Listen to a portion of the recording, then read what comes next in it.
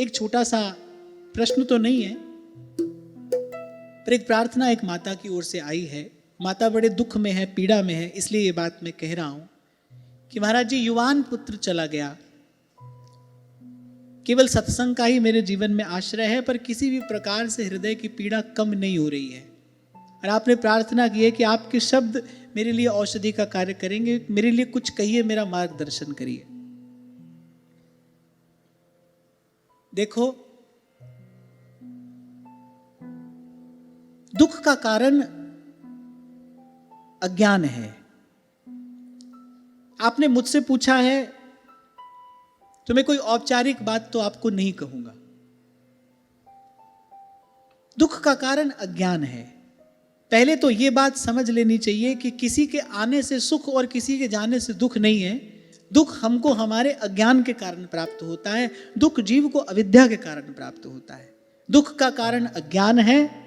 अज्ञान की निवृत्ति ज्ञान से होती है, ज्ञान की प्राप्ति गुरु की कृपा से होती है, गुरु के सानिध्य से होती है, गुरु के अनुग्रह से होती है। आपने स्वयं ही कहा कि केवल सत्संग का आश्रय है।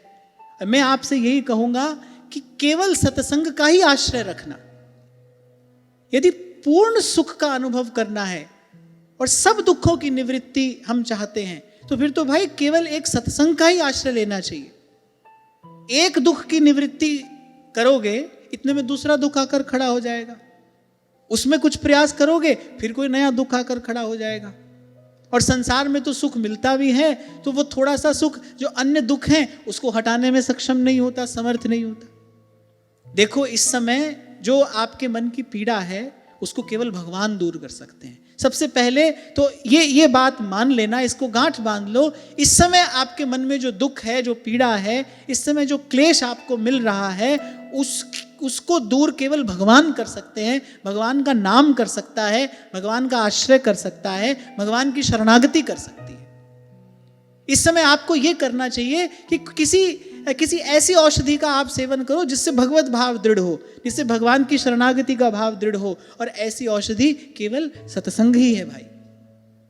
इसलिए मैंने कहा कि भाई मैं औपचारिक बात तो कोई नहीं कहूंगा।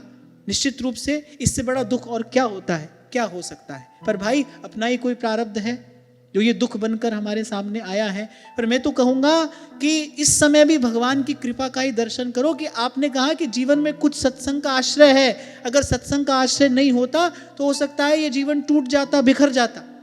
सत्संग का आश्रय है, आप अपने आप को संभालने का प्रयास करो। मैं तो आपके लिए भगवान से प्रार्थना कर सकता हूं, कर ही रहा हूं।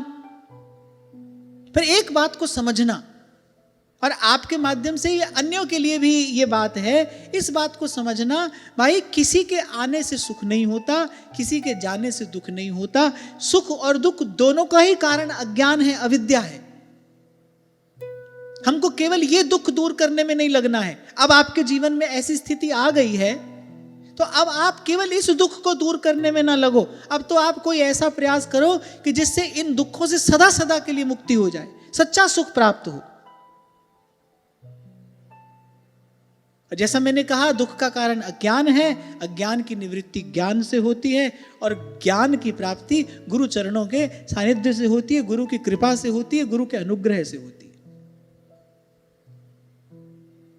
तो आपको ये दुख सहन करने की शक्ति प्रभु दे, ऐसी प्रार्थना प्रभु से करते हुए मैं तो आपको यही कहूंगा भाई, इस रोग की औषधि भजन है, सत्संग है। जीव के दुख का निवारण भाई भगवान के बिना कोई नहीं कर सकता।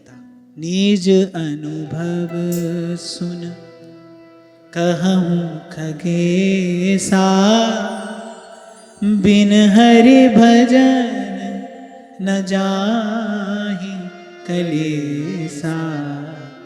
निज अनुभव सुन, बिन हरि भजन न जाहि कलेसा। आपके लिए बहुत बहुत प्रार्थना करता हूं, पर आपको कहूंगा यही कि अब केवल इस दुख से बचने के लिए प्रयास नहीं करना। अब प्रयास करना कि इन दुखों से सदा सदा के लिए आप मुक्त हो जाएं, इस सुख दुख के द्वंद्व में फिर पड़ना ही ना पड़े। पूरी निष्ठा से, दृढ़ विश्वास से सतत सत्संग करो, इस औषधि का सेवन करो, भगवान के भजन में मन लगाने का प्रयास करो।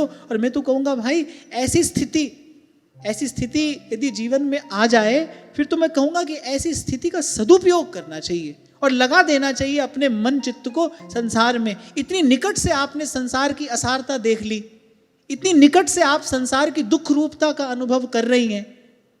अब तो भाई बुद्धिमानी यही है, इस सबको देखकर, जानकर, समझकर सब तज भजिए नंद कुमार। और एक और बात आपके लिए कह देता हूं, भगवान सर्व समर्थ हैं, भगवान सर्व समर्थ है। ये दुख आया, ये हमारा प्रारब्ध था।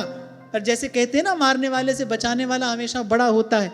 दुख आया हमारे प्रारब्ध से, पर दुख दूर करने वाले भगवान सदा संगी हैं, सदा सहाय हैं। उनकी तरफ देखना, दृढ़ता पूर्वक उनके चरण पकड़ना, उनकी शरणागति ग्रहण करना, भगवान अवश्य कृपा करेंगे।